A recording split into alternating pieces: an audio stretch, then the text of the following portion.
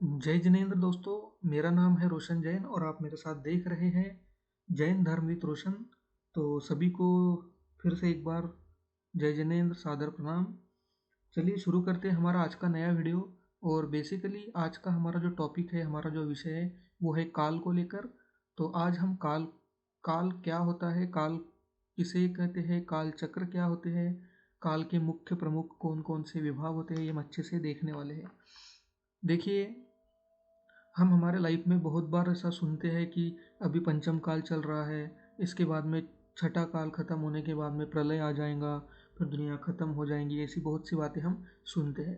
तो इसे बहुत अच्छे से हम समझने वाले हैं कि काल क्या होते हैं, काल चक्र क्या होते हैं।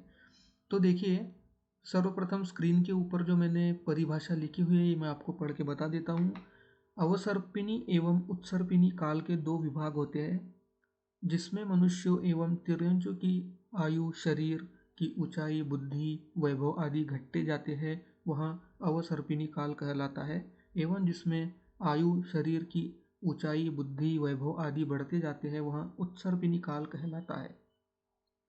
तो देखिए, अभी काल जो होता है, काल के मुख्य दो विभाग होते हैं। ठीक है, काल को हमारे जैन धर्म के अकॉर्डिंग काल को दो प्रमुख भागों में विभाजित किया है। एक होता है अवसर्पिणी काल और दूसरा होता है उत्सर्पिणी काल। ठीक है, तो अभी अवसर्पिणी काल क्या होता है? अवसर्पिणी काल को नॉर्मली ऐसा समझा जाता है कि इसमें क्या होता है, जो भी जीव होते हैं, मनुष्य गति के, तिर्यंच गति के जो भी जीव होते हैं, ये सारे जीवों की जो आयु होती है, शरीर की ऊंचाई होती है, अपनी बुद्धि होती है, वैभव होता है, ठीक है, बुद्धि का विवेक जो होता है, भूख प्यास लगने का जो समय होता है, आहार हम कितना लेने वाले हैं, ये जो आहार की क्वांटिटी होती है, ये सारी चीज़ें धीरे धीरे कम कम होते जाती है अवसर्पिणी काल में। तो दोनों अवसर्पिणी काल और उत्सर्पिणी काल जो होते हैं, ये दोनों, इनके भी अपने अलग टाइप्स होते हैं, इनको भी अलग अलग भागों में विभाजित किया जाता है। तो ये दोनों भी छः छः भागों में विभाजित किए जाते हैं। तो अभी अवसर्पिणी काल के जो छः भाग होते हैं, इसमें क्या होता है कि सर्वप्रथम भाग में पूरा सुख ही सुख होता है। फिर धीरे धीरे जैसे एक दो तीन से नीचे आते हैं, रिवर्स ऑर्डर में आते हैं, तो जीवों की ऊंचाई कम होते जाती है, उनकी बुद्धिमत्ता कम होते जाती है, ठीक है, आयु धीरे धीरे कम होती जाती है। तो ऐसा धीरे धीरे रिवर्स ऑर्डर में जाता है, मतलब ऊपर से लेके नीचे नीचे जाता है। तो इसे बोलते हैं अवसर्पिणी काल। और टोटली इसका अपोजिट होता है उत्सर्पिणी काल। तो जैसे ही उत्सर्पिणी काल के जो छः भाग चालू होते हैं अपने खुद, उसके जो छः अलग अलग काल के जो भाग स्टार्ट होते हैं, तो यहाँ से चीज़ें पूरी रिवर्स ऑर्डर में फिर से ऊपर की ओर जाती है। मतलब फिर से बुद्धिमत मतलब जीवों की बुद्धि, उनका विवेक, उनकी ऊंचाई ये फिर से बढ़ना शुरू हो जाती है। तो अवसर्पिणी का टोटल अपोजिट ऑर्डर जो होता है वो होता है उत्सर्पिणी काल। अब इसे हम अगले अगले स्क्रीन के ऊपर बहुत ही अच्छे से समझने वाले हैं, जहाँ पे बहुत ही अच्छे से डायग्राम क्लासिफिकेशन में आपको करके बताने वाला हूँ। अभी नीचे की एक और चीज़ देख लेते हैं कि एक कल्पकाल 20 कोडाकोडी सागर का होता है, जिसमें 10 कोडाकोडी सागर का अवसर्पिणी काल एवं 10 कोडाकोडी सागर का उत्सर्पिणी काल होता है। दोनों मिलाकर एक कल्पकाल कहलाता है। अब देखिए, कल्पकाल किसे कहते हैं? तो कल्पकाल मतलब काल चक्र। अभी ऊपर हम देख रहे हैं कि काल जो होता है ये दो भागों में विभाजित होता है, एक अवसर्पिणी और दूसरा उत्सर्पिणी। अवसर्पिणी के मतलब अवसर्पिणी के अंदर छः डिफरेंट डिफरेंट काल होते हैं, जिसे हम बोलते हैं प्रथम काल, द्वितीय काल, तृतीय काल, चतुर्थ काल, पंचम काल और छठा काल। ठीक उसी तरह से छः काल उत्सर्पिणी के भी होते हैं, प्रथम, द्वितीय, तृतीय, चतुर्थ, पंचम और छठा काल। ठीक है, तो ये जो पूरा एक से लेके जो 12 का ऑर्डर हो गया, मतलब अवसर्पिणी से लेके उत्सर्पिणी का ये जो पूरा जो एक घड़ी के समान जो एक पूरा सर्कल ये कंप्लीट होता है, इसे एक्चुअली बोलते हैं काल चक्र। ठीक है, इस कंप्लीट एक चक्र को बोलते हैं काल चक्र। और ऐसे अनंत काल दुनिया में निरंतर होते ही रहते। एक काल खत्म होता, एक काल चक्र जैसे खत्म होता है तो दूसरा काल चक्र शुरू हो जाता है। ऐसे अनंत काल चक्र दुनिया में चलते रहते हैं। तो ये जो पूरा एक काल चक्र होता है, ये 20 कोडाकोडी सागर का होता है। अब 20 कोडाकोडी सागर ये एक समय को मापने का एक प्रमाण होता है, ठीक है। जैसे हम बोलते हैं कि 1 वर्ष या 10 वर्ष या 1 महीना, ठीक है। तो ऐसे 20 कोडाकोडी सागर मतलब एक समय को मापने का एक प्रमाण होता है। तो पूरा काल चक्र जो होता है वो पूरा के पूरा काल चक्र 20 कोडाकोडी सागर का होता है, जिसमें 10 कोडाकोडी सागर का अवसर्पणी काल होता है और 10 कोडाकोडी सागर का ही उत्सर्पिणी काल भी होता है, और दोनों को मिलाकर एक काल चक्र होता है। तो चलिए, बहुत अच्छे से मैंने आपको बेसिक ये दोनों परिभाषाएं, दोनों जो यहाँ पे लिखा है, अच्छे से आपको यहाँ पे मैंने एक्सप्लेन कर दिया है। अब मैं आगे आपको लेकर चलता हूँ अगली स्क्रीन पे। अब देखिए, अब हमने काल चक्र क्या है ये हमने समझ लिया कि अवसर्पिणी और उत्सर्पिणी का पूरा एक सर्कल जो होता है वो पूरा होता है काल चक्र। टोटल होता है ये 20 कोडाकोडी सागर का, ठीक है। टोटल ये 20 कोडाकोडी सागर का होता है। इसमें से 10 कोडाकोडी सागर अवसर्पिणी और 10 कोडाकोडी सागर उत्सर्पिणी, ठीक है। अब अवसर्पिणी में हमने क्या देखा था कि मनुष्यों एवं तिर्यंचों की आयु, शरीर की ऊंचाई, उनकी बुद्धिमत्ता, ये सब चीज़ें जो होती है धीरे धीरे कम होते जाती है। और उत्सर्पिणी में टोटली इसके अपोजिट होता है, आयु, शरीर की ऊंचाई, बुद्धि आदि बढ़ते जाते हैं। तो देखिए, सबसे पहले मैं आपको थोड़ा सा रिलेट करने के लिए, प्रैक्टिकली रिलेट करने के लिए आपको बता देता हूँ कि देखो, अभी जो काल चल रहा है, अभी जो काल चल रहा है ये चल रहा है पंचम काल। हम कौन से काल के जीव है? तो हम पंचम काल के जीव है। ये अभी मैंने आपको थोड़ा सा रिलेट करने के लिए बता दिया। अब यहाँ से हम जब एक एक काल को देखेंगे तो आप धीरे धीरे चीज़ों को अच्छे से समझ पाओगे। तो देखिए, अब अवसर्पिणी और उत्सर्पिणी दोनों 10 कोडाकोडी सागर के होते हैं, और दोनों में 6 डिफरेंट सब टाइप्स होते हैं, ठीक है। तो ये एक अवसर्पिणी जो है इसे 6 काल में विभाजित किया है, और ठीक उसी तरह से उत्सर्पिणी को भी 6 काल में विभाजित किया है। तो उन्हीं कालों को हम बोलते हैं प्रथम काल, द्वितीय काल, तृतीय काल, चतुर्थ काल, पंचम काल और छठा काल। और उसमें से अभी जो काल चल रहा है, हम हमारी जो अभी लाइफ हम मतलब जो चल रही है, ये चल रही है पंचम काल में, ठीक है। तो इस पंचम काल के पहले 4 काल हो चुके हैं, और आने वाला जो काल है वो छठा काल है, ठीक है। तो अब यही जो 6 काल होते हैं, प्रथम, द्वितीय, तृतीय, इनको कुछ अपने स्पेसिफिक नामों से भी जाना जाता है। तो सबसे पहला जो होता है वो होता है सुषमा काल। अब सुषमा काल, इसका नॉर्मल मीनिंग ये होता है कि ये काल पूरा सुख से भरा होता है। सुख इसे सुषमा भी बोलते हैं, या फिर इसे सुखमा भी हम बोल सकते हैं। तो बेसिकली ये हमें सुख रिलेट कर रहा है कि सुषमा मतलब 2 बार सुषमा मतलब 2 बार सुख। तो ये जो काल होता है प्रथम काल, ये पूरा सुख से भरा हुआ होता है। अब इस काल में, ठीक है, तो ये पूरा सुख से भरा हुआ काल होता है।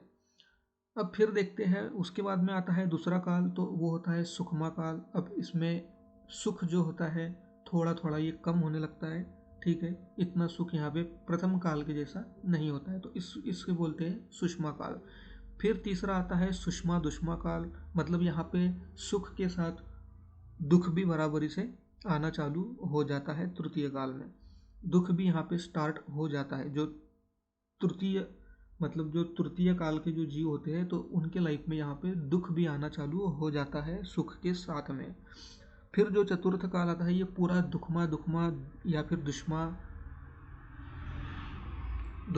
सुषमा आप चाहे कह लो, तो ये भी थोड़ा थोड़ा तृतीय काल के जैसा ही होता है, लेकिन यहाँ पे बहुत सी चीज़ें बदल जाती है। वो आगे आने वाले स्प्रिंट पे आपको मैं बहुत ही अच्छे से बताने वाला हूँ। फिर पंचम काल जो होता है, ये होता है दुखमा काल, मतलब दुख का काल होता है, जो कि अभी हम जी रहे हैं, ठीक है। हम पंचम काल में हैं। तो यहाँ पे अभी देखिए, हम कितना भी सुख के पीछे अगर भागेंगे, हम पंचम काल के जीव है, हम कितना भी अगर सुख के पीछे भागेंगे तो भी एक सुख के साथ हमेशा कुछ ना कुछ दुख तो हमारे पीछे होता ही है। हम किसी ना किसी लालच के पीछे हम भागते ही रहते हैं। बहुत ज़्यादा धन संपत्ति जोड़ने के पीछे हमारा दिमाग लगा ही होता है, ठीक है। तो इस तरह से पंचम काल के जीव तो डेफिनेटली पूरी तरह से सुखी है ही नहीं, ये तो हम अच्छे से समझ ही सकते हैं। इसके बाद में जो छठा काल आता है वो पूरा दुखमा दुखमा होता है, मतलब इसमें पूरा दुख ही दुख होता है। जो अभी आने वाला काल है, हम पंचम काल में जी रहे हैं। इसके बाद आने वाला जो छठा काल है ये पूरा दुख वाला काल होने वाला है। इसमें बहुत ज़्यादा दुख ही दुख रहने वाला है। तो देखिए, ये थे दोनों अवसर्पणी और उपसर्पणी के 6 भाग। अवसर्पणी में ये ऑर्डर ऊपर से नीचे चलता है और उत्सर्पिणी में यही ऑर्डर नीचे से फिर ऊपर की ओर जाता है। तो अवसर्पिणी काल में सबसे पहला प्रथम काल सुषमा सुषमा मतलब सुख ही सुख, द्वितीय काल सुषमा काल, तृतीय काल सुषमा दुष्मा, चतुर्थ काल दुखमा सुषमा, पंचम काल दुखमा काल और छठा दुष्मा दुष्मा। और उत्सर्पिणी में यही ऑर्डर रिवर्स हो जाएगा, पूरा उल्टा हो जाएगा। तो उसमें कैसे चलेगा? दुष्मा दुष्मा, फिर दुष्मा काल, फिर दुष्मा सुषमा, फिर सुषमा दुष्मा, फिर सुषमा काल और फिर सुषमा सुषमा। तो ठीक इसी तरह से मतलब अवसर्पिणी और उत्सर्पिणी जो है ये पूरे मेन काल चक्र के दो 50-50% के दो पार्ट हैं, दो भाग हैं। दोनों टोटली एक दूसरे के अपोजिट है। एक ऊपर से नीचे नीचे आता है तो एक दूसरा नीचे से ऊपर जाता है, मतलब एक डिक्रीजिंग ऑर्डर में चीज़ें सब चलती है और दूसरे में वही सब चीज़ें फिर से इंक्रीजिंग में और इंक्रीज ऑर्डर में जाना स्टार्ट हो जाती है। देखिए, अब एक एक काल को हम बहुत ही अच्छे से इस डायग्राम में देखने वाले हैं। अब देखिए, ये बहुत ही अच्छी काल चक्र की डायग्राम है। तो ये क्या है कि यहाँ पे हम बेसिकली ये जो काल चक्र जो अभी हमने पिछले स्क्रीन पे जो थियोरेटिकली थोड़ा मतलब विभाजित करके डायग्राम के साथ देखा, तो ये काल चक्र एक्चुअली ऐसा घड़ी के समान बहुत ही अच्छे से हम समझ सकते हैं। आप देख रहे हो जो मैंने आपको बताया, टोटल काल चक्र का एक घड़ी के समान डायग्राम बना हुआ है, एक आकृति बनी हुई है, ठीक है, इमेज बनी हुई है। लेफ्ट साइड में आप यहाँ पे देख रहे हो ये उत्सर्पिणी और ये जो है ये अवसर्पिणी। अब यहाँ से अगर हमने स्टार्ट किया, हमने देखा था कि अवसर्पिणी काल क्या है, अवसर्पिणी में सब चीज़ें नीचे की ओर जाती है, मतलब डाउन जाती है, डिक्रीज होता है, ठीक है। तो यहाँ से अगर स्टार्ट हुआ तो ये ऐसा धीरे धीरे धीरे धीरे धीरे घड़ी के समान ऐसा पूरा रिवर्स ऑर्डर में आकर नीचे आता है यहाँ तक, ठीक है। तो ये होता है अवसर्पिणी काल। और उत्सर्पिणी इसका टोटल अपोजिट। तो यहाँ से फिर से स्टार्ट होगा, देखिए 1 2 3 4 5 6। तो देखिए ये यहाँ पे लिखा हुआ है उत्सर्पिणी काल, ठीक है। अब देखिए, अब दोनों के 6 भाग है। तो यहाँ पे अवसर्पिणी का सबसे पहला भाग जो है, पहला सुषमा सुषमा। अब ये जो होता है, अब हमने देखा था कि दोनों 10-10 कोडाकोडी सागर के होते हैं, ठीक है। टोटल काल चक्र कितने कोडाकोडी सागर का है? 20 कोडाकोडी सागर का। उसमें से अवसर्पिणी 10 कोडाकोडी सागर, उत्सर्पिणी भी 10 कोडाकोडी सागर। अब उनको भी 6 भागों में विभाजित किया है, प्रथम द्वितीय तृतीय जैसे। तो प्रथम काल जो होता है वो होता है 4 कोडाकोडी सागर का, ठीक है। ये होता है 4 कोडाकोडी सागर का। इसका जो टोटल समय होता है, मतलब प्रथम काल कितने देर टाइम के लिए चलता है, कितने समय के लिए चलता है, तो प्रथम काल चलता है 4 कोडाकोडी सागर इतना समय के लिए, ठीक है। अब देखिए, अब ये काल जो होता है ये पूरा सुख से भरा हुआ होता है और धीरे धीरे यहाँ से दुख की लेवल जो है बढ़ती है, सुख धीरे धीरे कम होता है। द्वितीय प्रथम से द्वितीय में जाते टाइम सुख जो होता है थोड़ा कम हो जाता है। तृतीय में जाते टाइम सुख के साथ दुख भी स्टार्ट हो जाता है। चतुर्थ में भी दुख दुख स्टार्ट हो जाता है। पंचम में भी दुख स्टार्ट हो जाता है और छठे काल में तो पूरा दुख ही दुख होता है। इस तरह से ये ऑर्डर एक्चुअली वर्क करता है। इस तरह से ये पूरा फ्लो मतलब चलते रहता है। तो देखिए, पहला जो होता है प्रथम वो होता है 4 कोडाकोडी सागर का। दूसरा जो होता है वो होता है 3 कोडाकोडी सागर का। थर्ड जो होता है वो होता है 2 कोडाकोडी सागर। चतुर्थ जो होता है वो होता है 42,000 वर्ष कम 1 कोडाकोडी सागर, मतलब 1 कोडाकोडी सागर में 42,000 वर्ष कम। देखिए, कोडाकोडी सागर ये वर्ष के भी ऊपर का समय को मापने का एक प्रमाण है। जैसे हम शुरू करते हैं कि भाई 1 दिन 2 दिन 3 दिन, ऐसे 30 दिन होते हैं। 30 दिन होने के बाद में हम क्या बोलते हैं? महीना बोलते हैं। तो 12 महीने के बाद में हम एक वर्ष बोलते हैं, ठीक है। तो ऐसे इस हिसाब से हम वर्ष को समझते हैं। तो वर्ष के भी ऊपर कोई अगर कोई समय को मतलब मापने का यूनिट है, कोई प्रमाण है, तो वो होता है कोड़ा कोड़ी सागर। तो चतुर्थ काल जो है वो एक कोड़ा कोड़ी सागर में 42,000 वर्ष कम, इतना वो समय होता है। और फिर उसके बाद में आता है पंचम काल, तो ये होता है 21,000 वर्ष का। मतलब अभी जो हम पंचम काल में जी रहे हैं तो ये काल होता है 21,000 वर्ष का। और छठा काल भी होता है इसके बाद आने वाला, वो भी 21,000 वर्ष का होता है। अब देखिए, अब बहुत ही इंटरेस्टिंग स्क्रीन के ऊपर आपको मैं लेकर जाता हूँ। अब यहाँ पे हम देखने वाले हैं कि ये सारे जो का प्रथम द्वितीय तृतीय जो काल है, इन सभी कालों में जो जीव जन्म लेते हैं, जो मनुष्य तिरंज गति के जीव जन्म लेते हैं, मतलब कि हमारे जैसे जो भी जीव, हम इन डिफरेंट अलग अलग काल में भटकते रहते हैं, निरंतर हम घूमते रहते हैं। तो हमारे सुख से लेके दुख पे कैसा प्रभाव पड़ता है, कैसे कैसे हमें हर एक काल में कैसा कैसे परिवर्तन आते हैं और क्या क्या उसका इफेक्ट होता है, ये हम देखने वाले हैं। तो देखिए, अब प्रथम काल में क्या होता है, जो प्रथम काल के जीव होते हैं, अब ये काल जो होता है ये पूरा सुख से भरा हुआ होता है।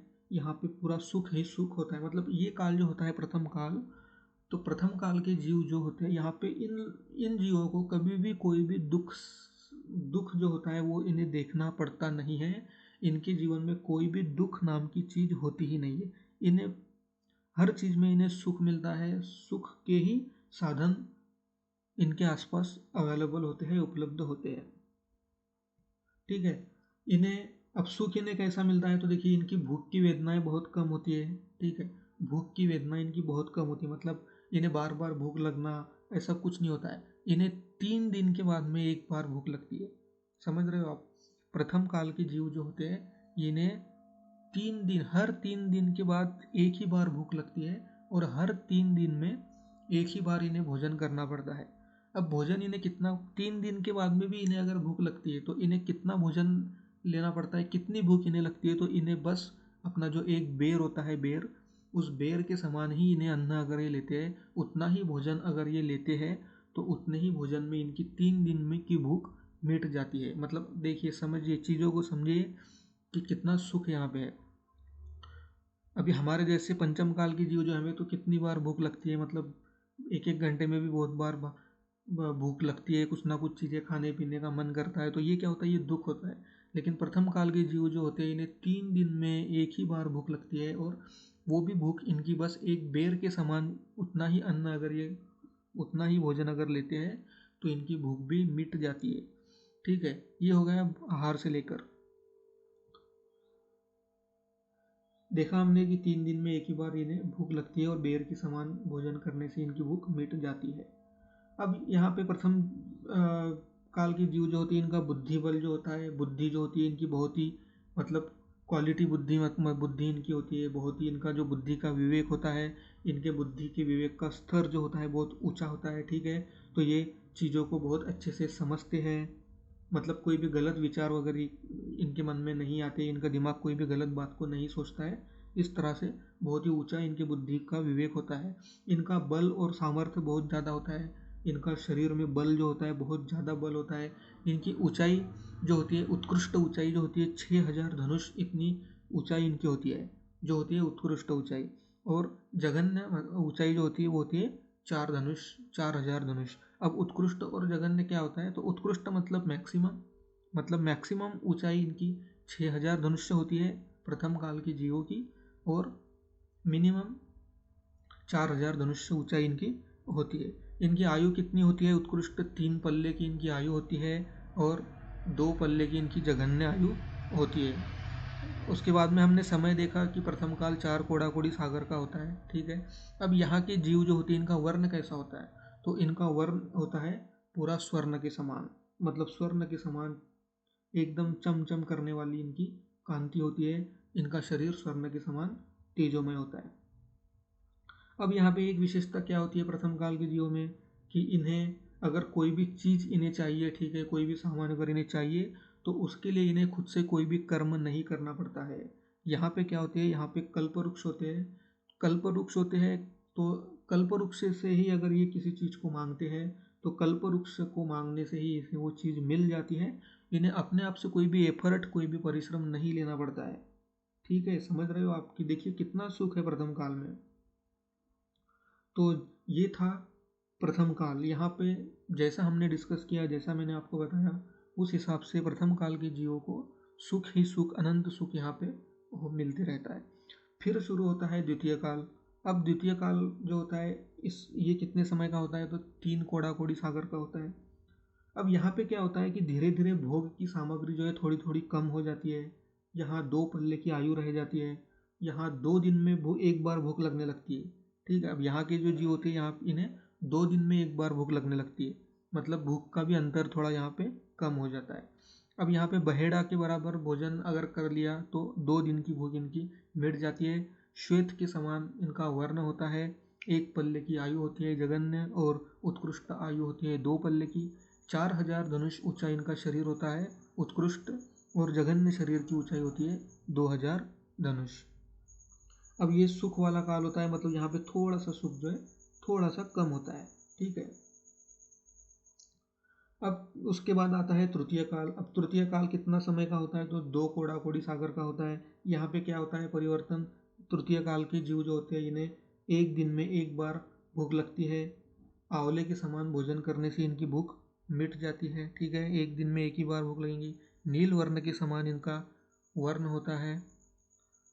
2000 धनुष्य की उत्कृष्ट ऊंचाई होती है, और 500 धनुष्य की जघन्य ऊंचाई होती है। 1 पल्ले की आयु रह जाती है। 1 पूर्वकोटि जघन्य आयु रह जाती है। ठीक है, ये होता है तृतीय काल। अब क्या होता है? तृतीय, प्रथम, द्वितीय, तृतीय, ये तीनों काल जो होते हैं मतलब सुख के ही पकड़े जाते हैं। लेकिन तृतीय काल जैसे ही खत्म होने पे आता है तो यहाँ से थोड़ा थोड़ा दुख की शुरुआत होना शुरू हो जाती है। और फिर आता है चतुर्थ काल। अब चतुर्थ काल क्या होता है? चतुर्थ काल की एक विशेषता ये होती है कि यहाँ पे व्यक्ति को जो भी चीज़ चाहिए वो उसे कर्म करके ही लेना पड़ती है। यहाँ पे कल्प वृक्ष जो होते हैं वो टोटली, मतलब कल्प वृक्ष यहाँ पे टोटली खत्म हो जाते हैं। यहाँ पे कल्प वृक्ष नहीं होते हैं। तो यहाँ व्यक्ति को कर्म करके ही अपने भोग की चीज़ें, अपनी खान पान की चीज़ें मिलानी पड़ती है। कल्प वृक्ष एकदम से खत्म हो जाते हैं चतुर्थ काल में।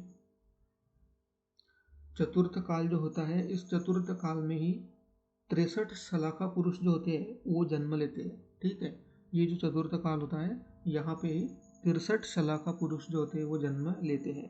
अब 63 सलाखा पुरुष क्या होते हैं? देखिए शॉर्ट में आपको बता देता हूँ।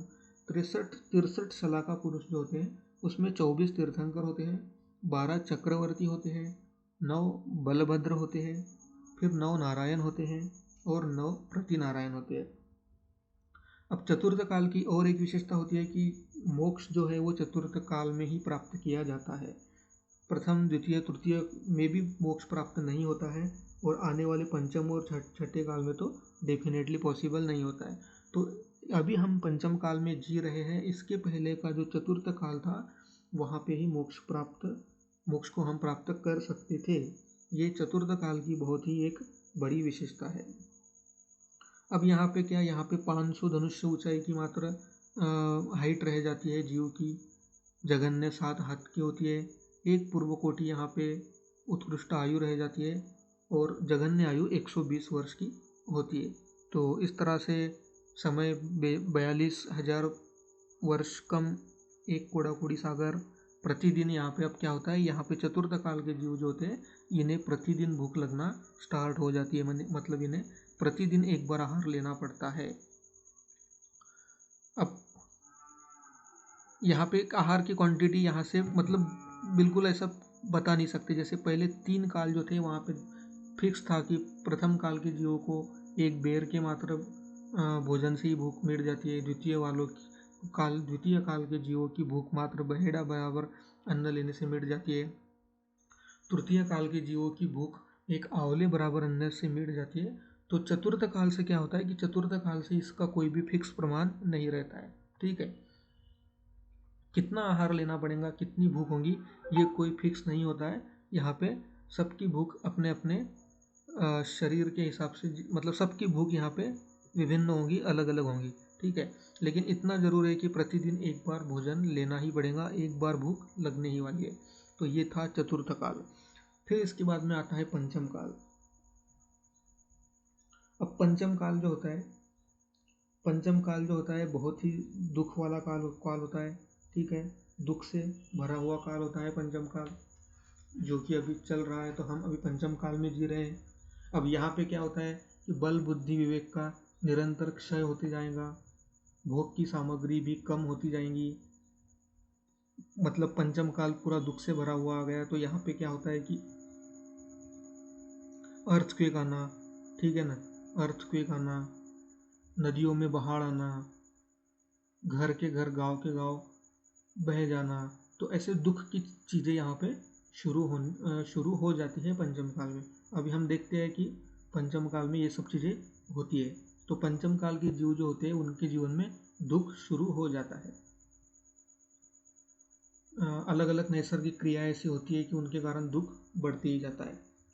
अब यहाँ पे क्या होगा कि अब जैसे ही अब ये जो पंचम काल जो है ये जैसे ही खत्म होने के ऊपर आएगा, ठीक है, जैसे ही पंचम काल खत्म होने पे आएगा तो एक चीज़ होगी, क्या होगी, धर्म का टोटली क्षय हो जाएगा। मतलब धर्म को अभी आप देख रहे हो कि अभी हम पंचम काल के जीव धर्म को मानते हैं, लेकिन फिर भी हमारे बहुत से जीव ऐसे हैं पंचम काल के हमारे आसपास हम बहुत से ऐसे लोग देखते हैं कि जो सिर्फ नाम का धर्म करते हैं, ठीक है।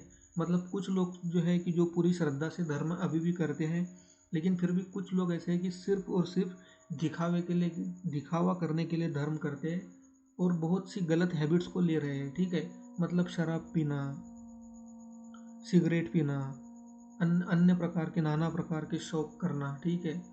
तो ये जो भी है, ये जो चीज़ें पंचम काल के जीव कर रहे हैं, तो ये क्या हो रहा है, ये बुद्धि का, उनका जो बुद्धि विवेक है इसमें निरंतर कमी आ रही है, ठीक है। उनकी जो क्वालिटी बुद्धि थी, जो अच्छी चीज़ों को समझने की, धर्म को समझने की जो श्रद्धा वगैरह थी, वो यहाँ पे कम हो रही है। तो ये इसका प्रमाण है। इसे बोलते हैं कि बुद्धि विवेक का क्षय होना, धीरे धीरे कम होना। तो अभी हम देखते हैं कि हमारे आसपास पंचम काल के बहुत से ऐसे जीव है, बहुत से ऐसे लोग हमारे आसपास हम दुनिया में देखते हैं कि धर्म को नहीं मानते, ठीक है। सभी गलत चीज़ों को, मतलब बहुत सी गलत चीज़ें हमारे जीवन में करते हैं। बहुत से, अभी आप समझ सकते हो मैं क्या बता रहा हूँ, बहुत सी चीज़ें इसमें आती है। तो ये क्या हो रहा है पंचम काल में कि धीरे धीरे बुद्धि विवेक का क्षय हो रहा है।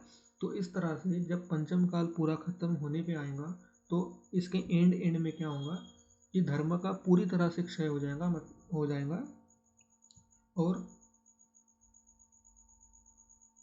और मतलब सभी जीवों की बुद्धि जो है वो मतलब पूरी ऐसे मतलब नीच बुद्धि हो जाएंगी। उन्हें धर्म क्या है ये समझ में नहीं आएगा, ठीक है। बस एक दूसरे के मन में पूरी खराब भावना निर्माण होगी, बदले की भावनाएं निर्माण होगी। इस तरह से शुरुआत हो जाएंगी। पंचम काल के जीवों को बहुत बार भूख लगती है। हम देखते हैं कि पंचम काल के जीव जो होते हैं, हमें कितनी बार भूख लगती है। मतलब हम कोई लोग दिन में 2 बार भी भोजन करते हैं, कोई 3 बार भी करते हैं, कोई नाश्ता वगैरह सब कुछ इंक्लूड किया तो 3-4 बार भी हो जाता है, ठीक है। तो पंचम काल के जीव जो होते हैं इन्हें बार बार भूख लगती है, बार बार आहार लेने की ज़रूरत पड़ती है, निरंतर आहार लेना पड़ता है। टोटल 21,000 वर्ष का इसका समय होता है पंचम काल का।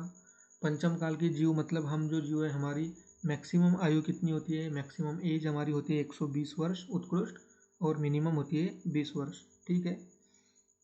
ये काल पूरा दुख से भरा हुआ होता है। यहाँ पे 7 हाथ उत्कृष्ट ऊंचाई होती है और 3 हाथ की जघन्य ऊंचाई होती है।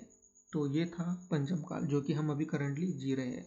अब इसके बाद में जो छठा काल आता है वो पूरा दुख और दुख से ही भरा हुआ होता है। ये भी 21,000 वर्ष का होता है।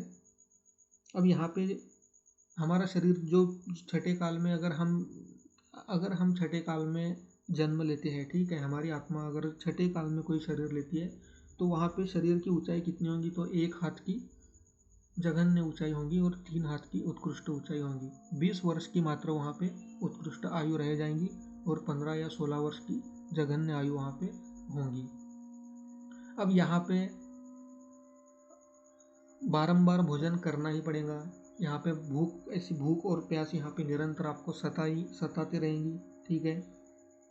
और यहाँ के जो जीव होंगे इनका बिहेवियर कैसा होगा, तो बहुत ही ऐसा मतलब अमानुष बिहेवियर होगा, ठीक है। मतलब कोई एक दूसरे के लिए कोई अच्छी भावना वगैरह तो यहाँ पे होगा ही नहीं, बस मार काट करना, लड़ाई झगड़े करना, मांस मच्छी जैसी चीज़ें खाकर अपना जीवन जगना, ठीक है। इस तरह से ये छठे काल के जीव होंगे। यहाँ पे बुद्धि मतलब बुद्धि विवेक ये चीज़ें तो यहाँ पे टोटली खत्म हो जाएंगी।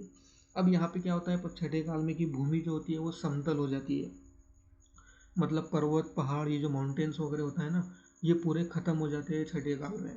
अब ये पूरे ख़त्म हो जाते हैं तो इस ठीक इसी तरह से जो हमारा जो ये नेचर होता है, ये जो सृष्टि होती है, इसमें भी कहीं ऐसे बदलाव छठे काल में हो जाते हैं कि जिसके कारण से क्या होता है कि ये छठे काल के जीव जो होते हैं इन्हें निरंतर भय सताता रहता है, ठीक है। बार बार इन्हें अलग अलग भय सताते रहते हैं, तो ये भूमि जो होती है पूरी समतल हो जाती है। तो इस तरह से अत्यंत वेदनादायी ये छठा काल होता है। तो देखिए ये थे प्रथम से लेके छठे काल तक। तो हम अभी जी रहे हैं पंचम काल में। हमारे पहले 4 काल हो चुके हैं। हमारे पहले चतुर्थ काल जो होकर गया उस काल में मोक्ष को जाना प्राप्त मतलब मोक्ष को प्राप्त करना संभव होता है सिर्फ, उसके बाद में किसी भी काल में मोक्ष प्राप्ति नहीं होती है। पंचम काल में भी मोक्ष को प्राप्त नहीं किया जा सकता है। तो देखिए हम अभी कहाँ बढ़ रहे हैं, हम अच्छे समय से लेकर अगर आप देखोगे तो हम अच्छे समय से लेकर अब बुरे समय की तरफ जा रहे हैं, ठीक है। पंचम काल में भी फिर भी ठीक है कि हम कुछ सुख सुविधाएं हम भोग रहे हैं, यहाँ पे हम परिवार के साथ रहते हैं, हमारे दोस्त मित्र के साथ हम जी सकते हैं। लेकिन छठे काल में तो ये कुछ भी नहीं होने वाला। छठे काल में तो अत्यंत वेदनाएं होंगी, ठीक है। वहाँ पे बस मांस मच्छी खाना, मार काट ये सब चलता रहेगा। बार बार ये सृष्टि हमें डराती रहेगी, अत्यंत वेदनाएं हमें होंगी, भूख प्यास हमें निरंतर सताती रहेंगी।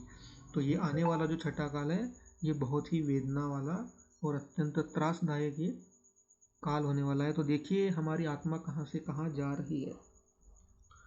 तो अभी देखिए अभी ये था पूरा काल का एक अवसर्पिणी। ठीक इसी तरह से दूसरा ऑर्डर शुरू हो जाता है उत्सर्पिणी। तो उत्सर्पिणी में फिर क्या होता है कि छठे काल में छठे काल के जो जीव होते हैं, छठे काल के कुछ ऐसे कपल होते हैं, कुछ ऐसे जोड़े होते हैं स्त्री पुरुष के।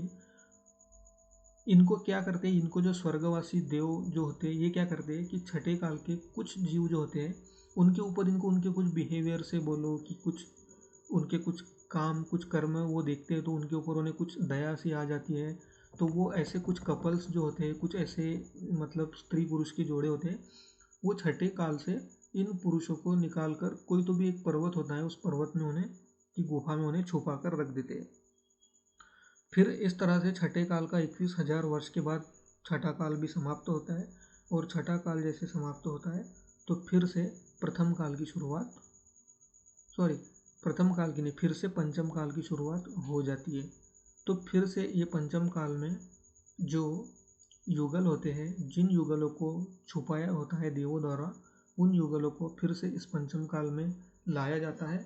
और फिर से वहाँ से पंचम से लेके चतुर्थ, चतुर्थ से लेके तृतीय, तृतीय से लेके द्वितीय और द्वितीय से लेके प्रथम, ये रिवर्स ऑर्डर में फिर से ये ऐसे काल एक के बाद एक चलते हैं। और इस तरह से अवसर्पणी से लेके उत्सर्पिणी पूरा एक काल चक्र कंप्लीट होता है। तो अभी एक क्वेश्चन यहाँ पे निर्माण होता है कि देखिए चतुर्थ काल में ही सिर्फ मोक्ष को प्राप्ति हो सकती थी, तो फिर अभी पंचम काल में फिर हमें क्यों बताया जा रहा है कि भाई धर्म ध्यान करिए, मंदिर में जाइए, ठीक है, दीक्षा लीजिए, हमारे भावनाओं पे, हमारी अपेक्षाओं पे, इच्छाओं पे कंट्रोल लगाए। तो ये क्यों किया जा रहा है, तो ये इसीलिए तो बताया जा रहा है कि ये वाला काल जो है ये इस काल में अब हमें यहाँ से हमें आगे जाकर पूरा दुख का छठा काल देखना है, ठीक है। अभी तक तो सुख सुख से हम आ रहे थे। चतुर्थ काल में एक ऑप्शन था, एक चतुर्थ काल में एक अवसर प्राप्त हुआ था कि जहाँ से हम सीधा कड़ी तपश्चर्या करके साधना करके हम मोक्ष को प्राप्त कर सकते थे। लेकिन हमारी जो आत्माएं जो पंचम काल में जीव बन चुकी है उन्होंने ये नहीं किया, ठीक है। तो वो एक अवसर गंवा दिया। अब पंचम काल में आ गए हैं, अब यहाँ पे भी दुख है, यहाँ से और ज़्यादा दुख छठे काल में है, ठीक है। तो इसीलिए तो बताया जाता है कि पंचम काल में हमारी फिर भी अभी थोड़ी सी बुद्धि जो विवेक है वो जागरूक है, तो हम धर्म ध्यान करें ताकि ये जो निरंतर जो एक काल से दूसरे काल में जो हमारी आत्मा भटक रही है इससे हम छुटकारा पा सके। तो देखिए, आशा करता हूँ मैंने आपको बहुत ही अच्छे से यहाँ पे बताया होगा, बहुत ही अच्छे से मैंने आपको यहाँ पे समझाया होगा। तो अगर आपको सच में ये वीडियो पसंद आया है तो प्लीज़ वीडियो को लाइक करिए, चैनल को सब्सक्राइब करिए, ज़्यादा से ज़्यादा अपने जैन ग्रुप्स में आपके जो भी जैन कॉन्टैक्ट्स होंगे वहाँ पे शेयर करिए। देखिए फ्रेंड्स, देखिए दोस्तों, मैं सबको ये वीडियोस भेज रहा हूँ, ये प्लेलिस्ट भेज रहा हूँ। आप सब्सक्राइब या लाइक नहीं कर रहे हो तो प्लीज़ लाइक और सब्सक्राइब करिए। मैं बहुत ही अच्छे से मेहनत से वीडियोस बनाता हूँ, एक धर्म के मार्ग में एक अच्छा प्रयास मैं कर रहा हूँ।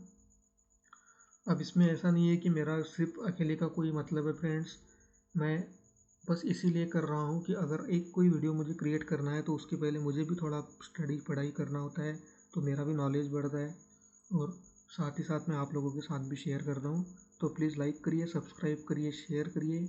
अगर मैं कोई वीडियो बनाता हूँ जहाँ पे अगर मैं कोई टॉपिक को, कोई विषय को एक्सप्लेन करने में कोई अगर मुझसे गलती हो जाती है तो प्लीज़ आप कमेंट करके मुझे करेक्ट भी कर सकते हो, ठीक है।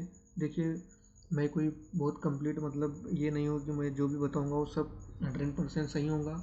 जितना मुझे इन्फॉर्मेशन मिलता है तो उतना मैं शेयर करता हूँ। तो चलिए फ्रेंड्स, यहाँ पे क्लोज़ करते हैं इस वीडियो को, मिलते हैं अगले वीडियो में। जय जिनेंद्र।